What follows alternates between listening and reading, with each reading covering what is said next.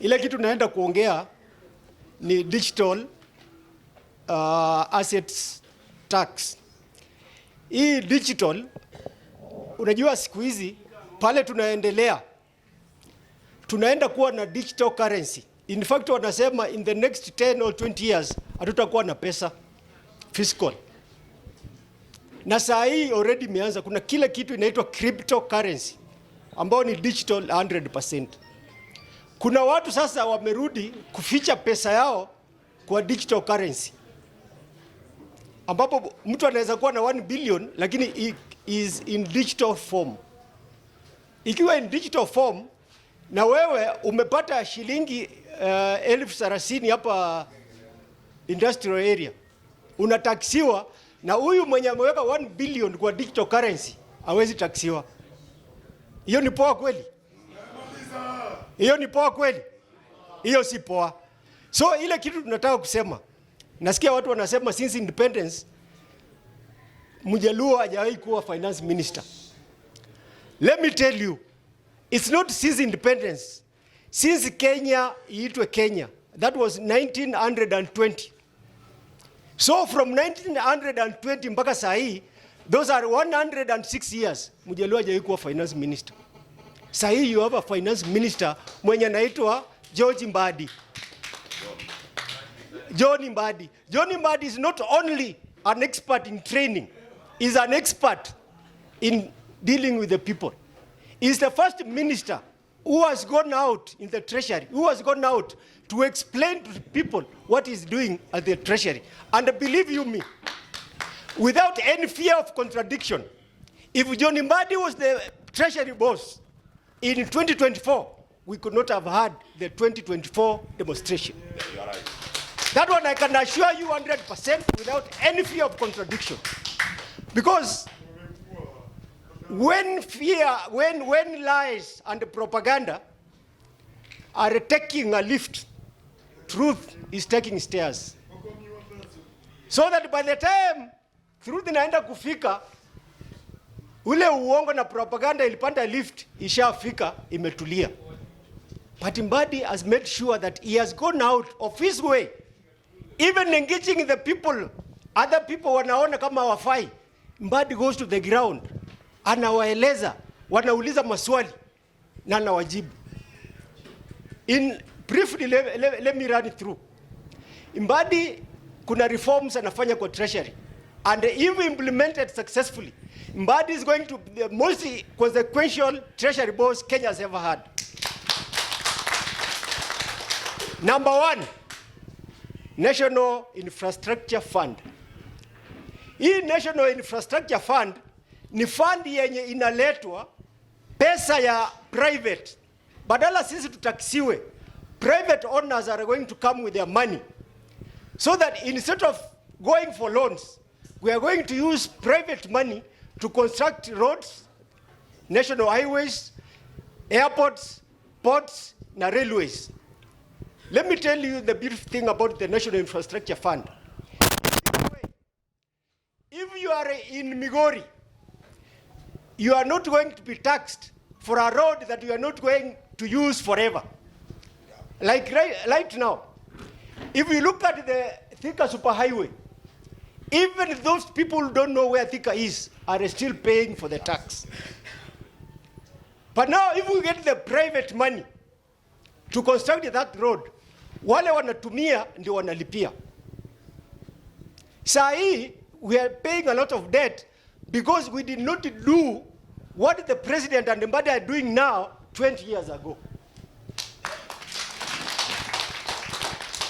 Just imagine if Kibaki implemented the National Infrastructure Fund. Right now we could not be having any debt. Let me tell you, that one I can assure you.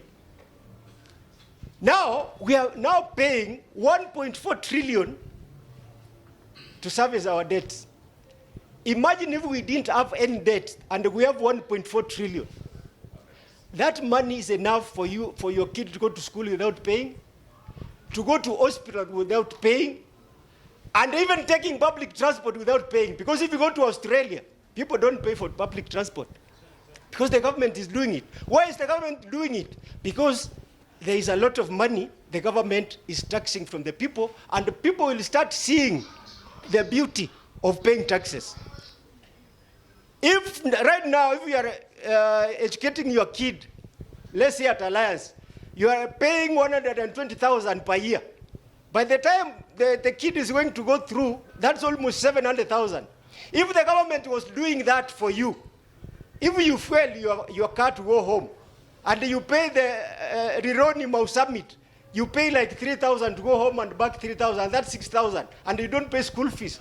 Don't you think that is beautiful? Very beautiful. So another thing Mbadi is doing that is going to be consequential. Mbadi is introducing what we call Treasury Single Account. The Treasury Single Account is all the government agencies, all the government ministries, all the government departments, and even the county government are going to bank their money in one account.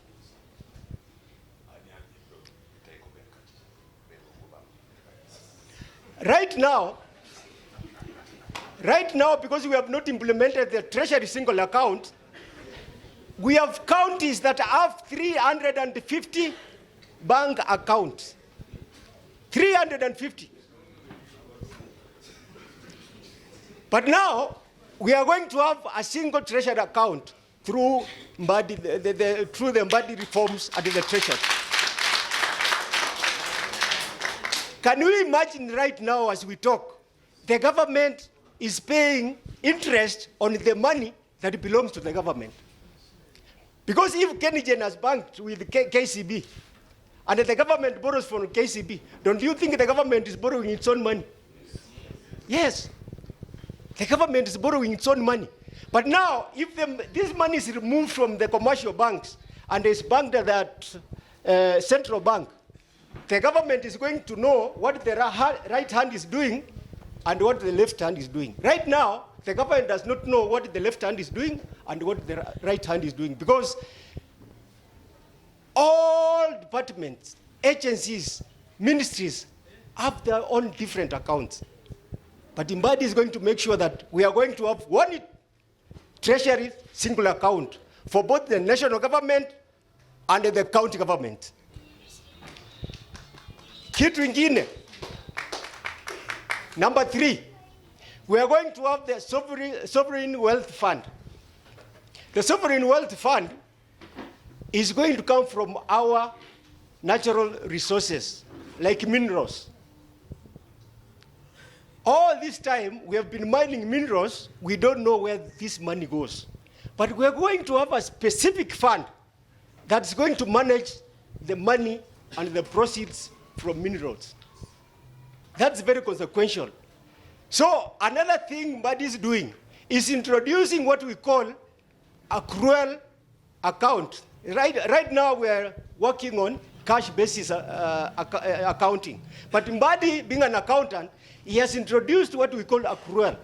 Accrual is going to make sure once you have done a job, if you have done a job in a ministry, when the money comes, it will come to you directly for the job you did. Right now, when they write you have done a job, when the money comes from the treasury, the person who did something different is given your money, and that's why we are having a lot of pending bills. Kumalizia,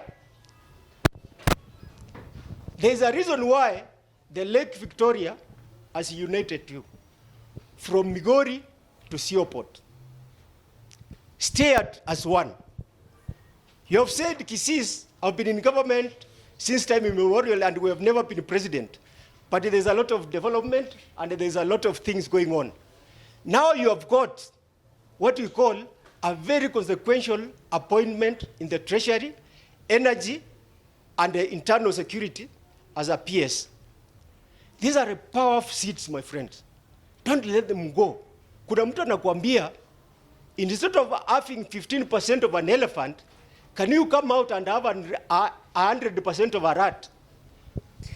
What thinking? What kind of thinking is that?